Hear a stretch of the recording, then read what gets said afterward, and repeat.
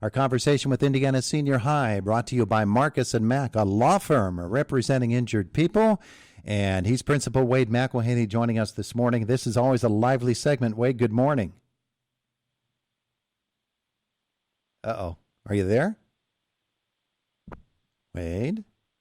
I was just talking with Wade moments ago, and Wade is not there for me. This is not good news. All right, let me punch down here and then punch up again and see, are you there now? No, we've lost Wade McElhaney. That's not a good thing. My goodness. All right, so let's see if we can roll along if he's not going to be available to us. I think Sophie is. Sophie, are you there?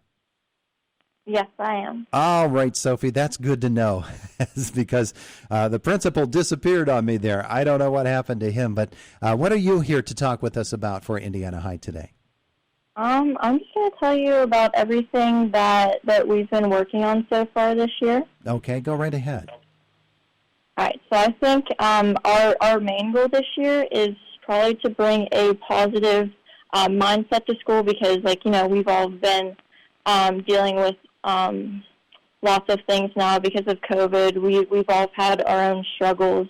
And I think the big thing that we need to do for each other is just be there for each other and support each other and just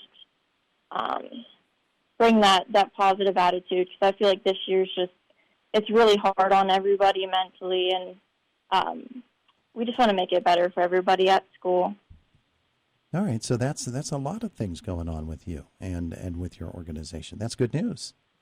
Thanks for joining us today. So we've been, you're welcome. Thank you for having me. What else do you have going on that you wanted to talk about? We've been focusing on posting on social media. So we've been making videos. We just made a video about bullying, staying out of drama, and our main thing that we're working on right now is suicide prevention.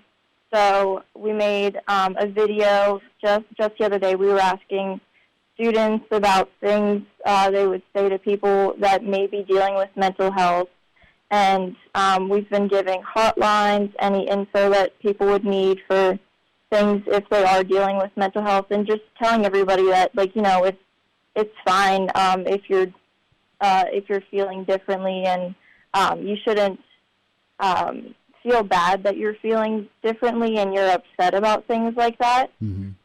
And we just want to make sure that everybody knows that we're here for them if they do need somebody to talk to. If they're not comfortable with anything else, with talking to anybody, we're always there for them. All right. Very, very good. All right. I think Hassan is on the other line. Thank you very much, Sophie. You're welcome. Have a great day. Yep, you too. All right. And I believe that Hassan is here. Good morning. Good morning. I'm Hassan. I'm a senior from Indiana Area High School, and I'm speaking on behalf of a project called the ASAP Fund. Okay. Tell me about the ASAP Fund. Go ahead. Tell me about it. Yeah, sorry. So at Indiana Area Senior High School, unfortunately, many students often face financial hardships and short-term family emergencies that hinder their ability to succeed. Things like not being able to afford proper shoes, backpacks, and school supplies, or being stressed out by, family financial troubles happens a lot more often in our community than we think. And so, luckily, at our school, we have a supportive community who usually comes together whenever a student like that is identified, and usually, teachers and faculty raise enough money for the student to get by. The problem with that is that oftentimes it takes a long time for, that fundraiser to happen.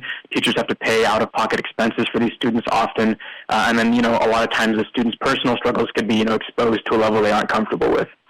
So to sort of prevent that and combat that problem, Jason Zeng, who's another student at IHS, and I started a school board-approved initiative called the Anonymous Student Assistant Payment Fund, or ASAP Fund, and it's basically an account that stores money specifically for students in, financial crises, whether it's them or their family, and through the mediation of a school counselor allows them to use, money in the fund to address their hardships.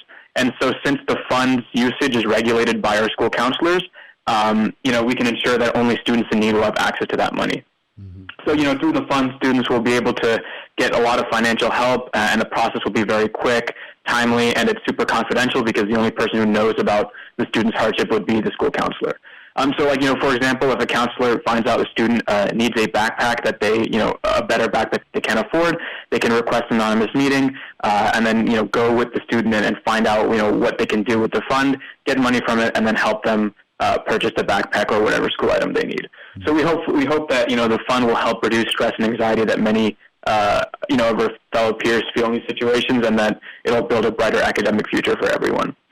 But in order for it to work, we need, community support. So it's a completely student-driven fundraising initiative with no external funding. And so the only way we can make it operational is with the community support.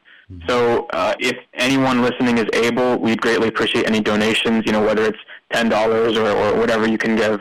You can donate at charity.gofundme.com/ASAPfund. Again, in order to donate, you have to visit charity.gofundme.com/ASAPfund. There's also going to be donation links available on district social media and the Indiana Area School District website soon. And so, again, the website is charity.gofundme.com/ASAPfund. And then on that page, the fund and the operational procedure are explained in a lot more detail. Beautiful. Hassan, nice job. Thank you so much. Thank you. Have a great day. You too. All righty, let's move on. Athletic Director Greg Lezanic is on the line with us here this morning on Indiana in the Morning. And no, we're not going to hash over the old times when you and I used to do broadcasts together, Greg, if that's okay by you. That's okay with me, but those were some good days, weren't they? They were fabulous days. But speaking of fabulous, you had a couple of golf teams at Indiana High that did really, really well this year, didn't you? We sure did, Todd. Our girls team under Coach Elmer Bland had their best year in school history. Team-wise, we advanced. We didn't advance any individuals.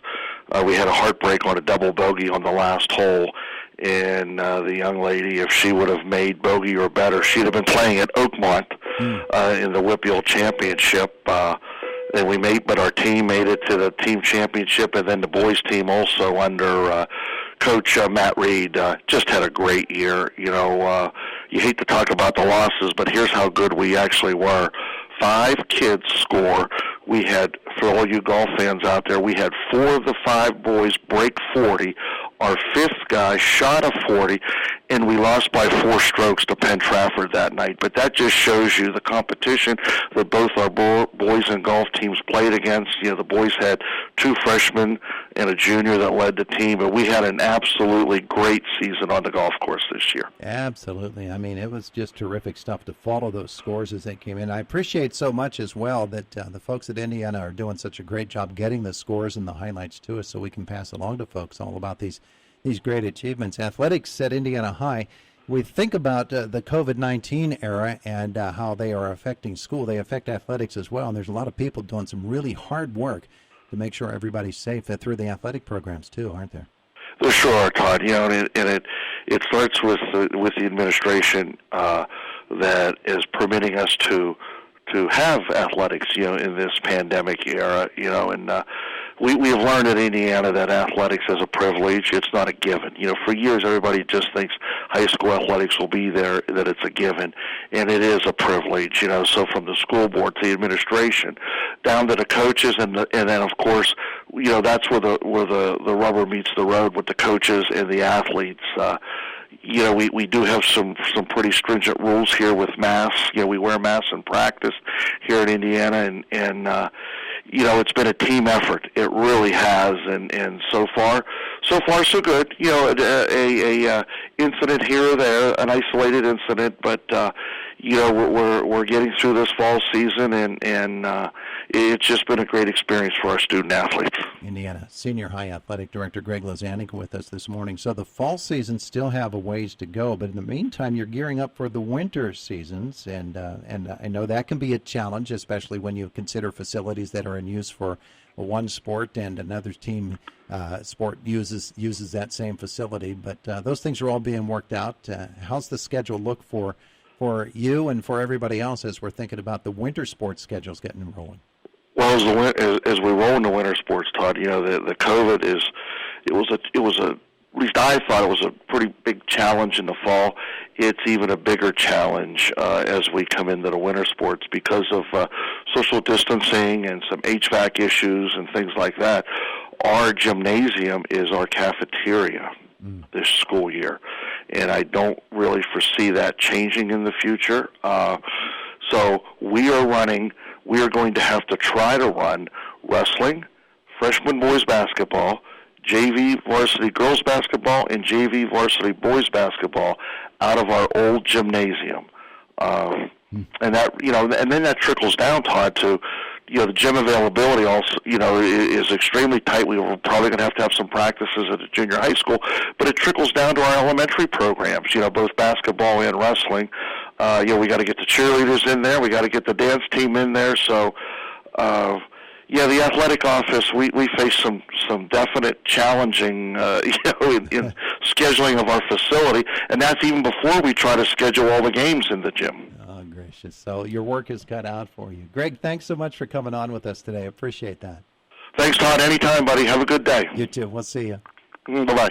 And on the line with us now on our Indiana Senior High visit is Dr. Julianne Laird, who is going to tell us about the outdoor choral concert.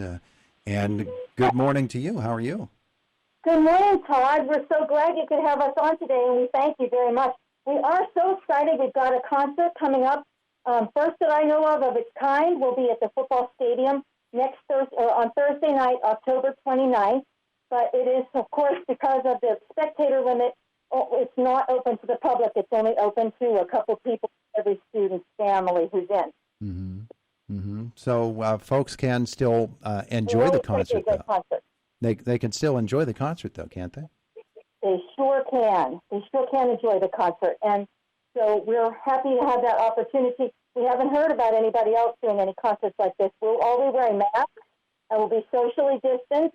And I've got a couple students here who will be singing in that concert. And I have one that I think is trying to call in right now, too, because he's at home today for the hybrid program, and he was going to speak, too. I'm not sure he can get through on the phone, though. Okay. Well, 479-1160 is open. Let's talk to our students, and they can introduce themselves if they would. Okay, very good. Hello, my name is Silas Shear, and I sing bass in the chorus. Tyler, what's the program look like for you? You got some good bass parts to sing? Oh, yeah, really, really good bass parts. I'm really enjoying chorus this year. I'm just glad I'm able to do it, actually. I remember at the beginning of the year, I said, I don't really care how the year goes or how chorus goes. I'm just really glad to sing. Yeah, well, Dr. Laird, I know, has been very, very concerned about making sure that everybody can do it safely. There have been all kinds of stories out there and advice coming from authorities about how to go about a singing program, and I'm sure she's incorporated that, isn't she? Oh, yeah. In fact, for the first month of chorus rehearsals, we set up chairs outside just outside the school, and we sang there so that we got good airflow, and anything that came out of our bodies, just like through our mouths, it was just blown away in the wind. Mm-hmm. Mm-hmm. So and she's also ordered special masks that won't allow any aerosols to get out of your mouth and to other people. Oh, So we've just gotten our new masks this week, Todd, and we're trying them out now. And the young man who was going to call in, Ben Brown, he was going to talk about the masks, because the two students who are here haven't had their masks on yet. I'm wearing mine right now, and I feel like the sound is very clear. And Ben if he couldn't get through, or if he doesn't get through, he really was pleased with the mask. He felt it really revolutionized how he could move his mouth while he was singing. And it keeps the aerosols inside so that he can't infect anybody else. Yeah. We do have another student here. Sarah, you want to introduce yourself? Good morning. I'm Sarah Welch. I sing soprano in the chorus. Well, Sarah, we've got less than a minute to go. So tell me how the experience has been for you this year so far. It's been a really good experience so far. I'm really glad we're still able to sing and everything's going well and everybody is staying safe. And it really just reflects how much Dr. Laird cares about us and how much he's put into this. It really displays her kindness. Well, absolutely. So, Sarah, if you could give us one more time details on the concert. Thursday, October 29th. Okay. And for folks to hear it, what do they need to do? It's just for families to come. It's not going to be, this one is not going to be broadcast or open to the public. Okay. We're still creating new things now, so we'll perfect our system when we get this one put together. Very good. Thanks to you and to all of our Indiana Senior High visitors. We appreciate it. Have a great day. Thank you, Clyde. Thank you. It is the voice of Indiana County, WCCS 101.1 FM and AM 1160, Homer City. Confirmation hearing about to resume, but the Supreme Court nominee's done answering questions. Fox's Rachel Sutherland has more live. Dave, Judge Barrett will not be present as the panel hears from outside witnesses. Democrats are bringing in a doctor who supports the Affordable Care Act and a mother of twins with pre-existing